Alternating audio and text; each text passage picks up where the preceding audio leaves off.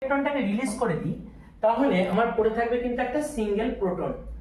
Single proton বা bear proton কিন্তু কখনো এক্সিস্ট করতে পারে না, এটা এক্সিস্ট করবে না। সেই জন্য H প্লাস কথাটা কিন্তু সর্বৈবভাবে ভুল, এটা ঠিক কথা নয়।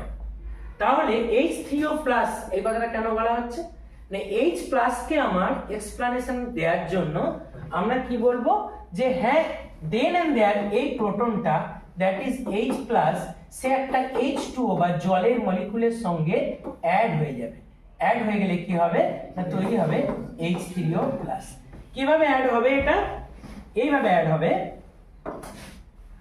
যে একটা ওয়াটার মলিকুলস এর মধ্যে লোন পেয়ার ইলেকট্রন হচ্ছে, এই লোন পেয়ার ইলেকট্রনস গুলো কি করবে না H প্লাসটাকে ধরে নেবে। ধরে নিলেই এইভাবে একটা স্ট্রাকচার তৈরি হবে H2O যার লোন পেয়ার H প্লাস কে ধরে নেবে, ধরে নেওয়ার জন্য তৈরি হবে H3O প্লাস। ঠিক এইভাবে এটা হচ্ছে H3O প্লাস।